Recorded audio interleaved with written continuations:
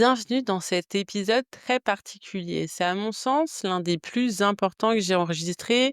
Et si tu es en train de l'écouter, je veux que tu saches une chose, que tu ressens est valide, c'est profond, c'est légitime et tu n'es pas seul. Aujourd'hui, on va parler de ce qui reste après une trahison, après une tromperie. C'est pas juste le choc, pas juste les larmes, mais ce qui s'imprime en toi en profondeur, ce qui impacte ta façon de penser, ta façon de t'aimer et d'aimer les autres. Parce qu'on ne parle pas assez de ce qu'une infidélité vient déclencher à l'intérieur. Du choc émotionnel, mais aussi de la crise identitaire, du chaos mental et de la fatigue chronique, de cette espèce de vertige silencieux qui t'accompagne longtemps après. La trahison, c'est pas qu'une histoire de tromperie, c'est pas juste le fait qu'il ait couché avec quelqu'un d'autre, qu'il ait menti ou qu'il t'ait caché des choses. La trahison touche ton cœur, oui, mais aussi ton identité, ton centre, ta base. Elle déstabilise ton rapport à toi, ton rapport à l'autre et aussi, surtout, ton rapport à l'amour. Elle vient foutre en l'air ton système d'attachement, ton système de régulation émotionnelle et tes repères. En réalité, elle touche 3 piliers majeurs. Le premier pilier, l'estime de soi. C'est bien plus que se sentir pas assez, c'est un effondrement interne, un questionnement permanent. Est-ce que je suis digne d'être choisie? Est-ce que je suis remplaçable? Est-ce que si j'avais été plus jolie, plus fine, plus calme, plus sexy, plus intelligente, plus à l'écoute, plus affectueuse, plus désirable et cetera, il l'aurait pas fait? Et au fond, c'est une perte de foi en ta propre valeur. Tu continues peut-être à fonctionner, à assurer au travail, à t'occuper de ta famille, mais dedans, ça doute, ça répète, ça compare, ça se juge. Deuxième pilier, la confiance en l'autre, mais surtout en toi. Tu ne fais plus confiance à tes ressentis. Tu te dis: «Je l'ai pas vu venir, donc je suis nulle au final pour lire les signaux». Ton intuition, tu la bloques et tu décortiques tout, tu analyses chaque mot, chaque regard, chaque silence, parce que tu veux éviter de te refaire avoir. Le problème, c'est que en faisant ça, tu te coupes de ton intelligence émotionnelle, celle qui te guide, celle qui sait, et ça t'épuise. Troisième pilier, la vision de l'amour. Avant, l'amour, c'était peut-être un lieu doux. Aujourd'hui, c'est un lieu de tension. Tu avances avec méfiance, tu prépares des sorties de secours et tu oses plus te déposer ou alors tu t'accroches comme si ta vie en dépendait. Tu fais trop ou tu fais plus rien et tu sais même plus comment retrouver cet équilibre-là. Dans cette partie, je veux qu'on explore aussi comment ces blessures impactent ton identité profonde. Qui tu es dans le couple? Qui tu crois devoir être pour être aimé? Et est-ce que tu es en train de te perdre toi, sans même t'en rendre compte? Tes blessures ne disparaissent pas avec le temps, elles changent de forme, elles se déguisent, elles se camouflent dans tes réactions, dans tes silences, dans tes choix, dans ton corps. Peut-être que tu pleures plus, mais tu ris plus vraiment non plus. Peut-être que tu avances, mais chaque pas te coûte une énergie folle. Alors j'ai envie de t'inviter à regarder les masques qu'elles prennent, ces blessures. Premièrement, tu deviens hyper vigilante. Tu as besoin de tout contrôler. Tu vérifies, tu anticipes, tu questionnes, pas parce que tu veux surveiller, mais parce que tu veux te protéger. Ton cerveau est en mode alerte. Deuxième chose, tu es envahi par la colère, parfois silencieuse, parfois explosive, une colère contre lui, mais aussi une colère contre toi parce que tu restes, parce que tu n'as rien vu venir, parce que tu t'en veux. Troisième chose, tu vis avec de la honte. Tu ne veux pas en parler, tu as peur du regard des autres, tu te juges, tu te dis: «Je ne devrais pas encore souffrir de ça» et pourtant c'est encore là, c'est vivant et c'est bien puissant.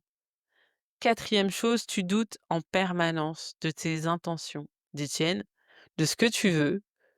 Tu passes de, «Je vais le quitter» à, «Je ne veux pas vivre sans lui» en 24 heures. Et dernière chose, tu ressens un vide, une sorte d'anesthésie comme si tu étais là sans vraiment être là. présente mais absente, souriante mais vide. Et ça, ce sont des réponses normales à un choc affectif profond.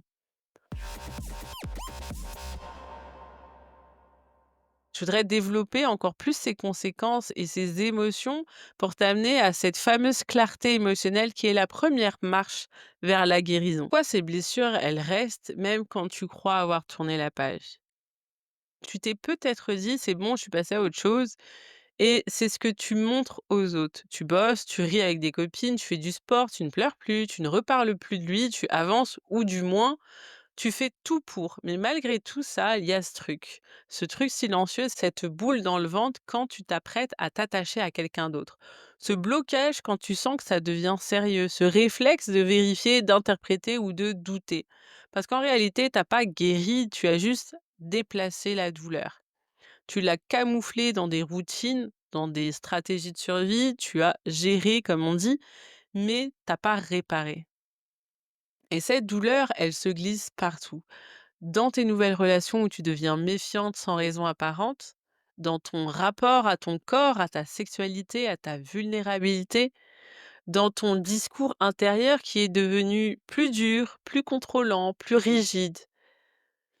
Et parfois même, tu ne ressens plus rien. Tu crois que c'est la paix, mais c'est juste une forme de dissociation, une coupure émotionnelle.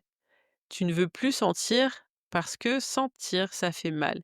Et c'est là que je veux te dire ça. Le fait que tu ne ressentes plus n'est pas forcément une preuve de guérison. Parfois, c'est une alerte. Le corps a fermé les vannes pour te protéger. Mais personne ne mérite de vivre de manière anesthésiée. Quand tu ne prends pas soin de ces blessures, elles s'infiltrent dans ton avenir. Elles influencent tes choix et elles sabotent tes relations, pas toujours de manière évidente et parfois c'est très subtil. Au final, tu risques de choisir des partenaires qui ne t'aiment pas assez pour ne pas être surprise quand ils partiront. C'est une forme d'auto-sabotage. Tu risques aussi de rejouer le même scénario, donner tout, t'effacer et au final finir abandonné. Tu risques de rejeter ceux qui t'aiment bien, vraiment, parce que tu sais plus recevoir un amour sain. Tu risques de douter constamment de ton droit à être respecté, de ton droit à être choisi, de ton droit à être aimé dans la durée. Et au fond, tu finis par croire que c'est normal, que c'est ça la vie, et tu développes une espèce de tolérance à la douleur affective. Tu banalises le déséquilibre, le manque ou le doute. Mais non, ça, c'est pas normal. C'est pas ta norme, c'est pas ton standard, c'est pas ton destin.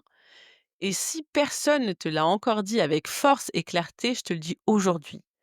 Tu mérites un amour qui ne te fait pas douter de ta valeur, un amour qui te voit, un amour qui te choisit, un amour qui t'élève, un amour sans condition, sans masque, sans confusion. Guérir, ce n'est pas juste aller mieux. C'est pas, ce n'est pas recoller les morceaux en surface. Guérir, c'est reconstruire en profondeur et ça demande de l'engagement, de la conscience et du courage. Voici ce que je te propose comme parcours de guérison. La première étape, c'est mettre de la conscience. Tu dois savoir ce que tu vis. Tu dois mettre des mots. Tu dois comprendre comment cette trahison a redéfini tes croyances. Ce que tu as décidé sur toi, sur les autres, sur l'amour à cause de cette blessure. Deuxième étape, exprimer. Il faut sortir de ce que tu as enfermé. Parler, écrire, pleurer, créer, crier s'il le faut, mais tu dois permettre à cette émotion d'exister dans un cadre sécure, sinon elle stagne. Troisième étape, retrouver ton pouvoir personnel. La trahison t'a volé ta voix. Il faut la retrouver. Il faut que tu te redises ce que tu veux, ce que tu mérites, ce que tu ne toléreras plus. C'est là que tu vas poser tes limites, non pas comme une barrière, mais comme une déclaration d'amour pour toi-même. Quatrième étape, réapprendre à faire confiance. Pas tout de suite, pas à tout le monde, mais à toi d'abord, à ton corps, à ton ressenti, à ton intuition, Parce que si tu reconstruis ça, les autres viendront naturellement à leur place. Ceux qui sauront te respecter et ceux que tu sauras éloigner. Cinquième et dernière étape, te faire confiance. On ne guérit pas seul. On peut survivre seul, mais guérir vraiment en profondeur, ça demande un espace soutenant, un espace structuré, un cadre d'écoute, un regard neutre. C'est pour ça que j'accompagne les femmes comme toi parce que tu n'as pas à porter ça seule. Si tu es encore là, c'est que cet épisode t'a parlé et peut-être que pour la première fois, tu mets des mots sur ce que tu ressens depuis des mois, voire des années. Je veux que tu saches que ce que tu vis, c'est pas une fatalité. Ce que tu ressens, c'est pas une faiblesse, c'est une blessure. Et toute blessure peut être reconnue, comprise et transformée. T'es pas cassé, t'es en chemin.